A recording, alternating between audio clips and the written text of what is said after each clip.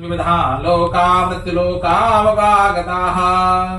तब नारद भगवान सूत जी ने कहा कि एक बार यही नारद जी मृत्युलोक में घूमने के लिए गए। वहां उन्होंने देखा कि लोग तरह तरह के कष्ट को भोग रहे हैं, बारंबार मृत्यु को प्राप्त हो रहे हैं। यह देख करके नारद जी को बड़ा दुख हुआ। वीणा बजाते हुए हरि गुण गान गाते हुए भगवान विष्णु के पास पहुंचे, उनको प्रणाम किया। भगवान ने कहा किमर्थम आगतो सीतम किम ते मनसि वर्तते कथयस्य महाभागो तद सर्वं कथयामि ते।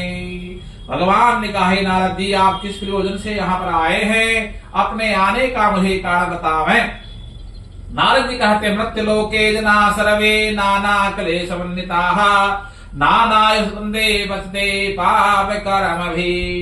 नारद जी कहे प्रभु अभी मृत्युलोक से आया हूँ। पृथ्वी लोक को मृत्युलोक भी कहा गया है, क्योंकि यहाँ जो व्यक्ति जन्मता है तो उसकी मृत्यु अवश्य होती है, इसलिए उसको मृत्युलोक भी कहा गया है। तब नारद जी कहते प्रभु अभी मृत्युलोक से आया हूँ, वहां जितने भी प्राणी हैं सभी लोग दुखी हैं। कोई तन से दुखी, कोई धन से दुखी, कोई मन से दुखी, कोई संतान से दुखी, कोई भी व्यक्ति सुखी नहीं है और रोग व्यासग्रस्त हैं। इन्हीं कारणों से लोग पाप कर्म कर लगे रहते हैं। हे प्रभु ऐसा कोई उपाय बताइए जिससे उनकी दुख दरिद्रता दूर हो। भगवान उवाच साधुपृष्टं त्वया वत्सः लोकानुग्रह कांक्षया यौतामुते ओहा दक्षिण संवदामि ते। भगवान ने कहा हे नारद जी तुम साधु हो, हमेशा सबके हित लगे रहते हो, तुम्हारी जय हो। तुमको वह व्रत बताने जा रहा हूँ जिस व्रत को करने से मनुष्य को तत्काल ही सुख की प्राप्ति होती है। वह व्रत है भगवान सत्यनारायण का व्रत। इसको विधि विधान से करने से मनुष्य के सभी दुख दरिद्रता दूर हो जाती है। तब भगवान उस नारद कहते हैं वो किम फलम किम विधानम च कृतम केन तद्व्रतम तद सर्वं विस्तारहं कदा कार्यम तद्व्रतम। नारद जी कहते प्रभु इस व्रत का क्या फल है, क्या विधि है, कब करना चाहिए, कैसे करना चाहिए, यह भी आप मुझे बतावें।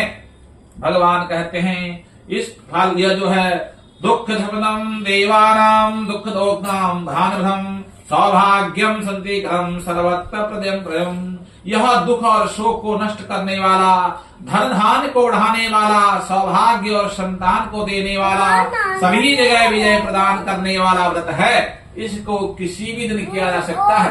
धर्म में आस्था रखते अपने भाई बंधुओं को बुला करके किसी ब्राह्मण के सहयोग से भगवान सत्यनारायण का पूजन करें और उनके लिए आटे का चूर का प्रसाद बनावे, केले के फल का भोग लगावे, प्रभु से क्षमा याचना करें प्रभु हमसे जो भी पूजा पाठ गलती हो गई हो आप हमें क्षमा करें। ऐसा करने से उसकी मनोकामनाएं अवश्य पूर्ण होती हैं।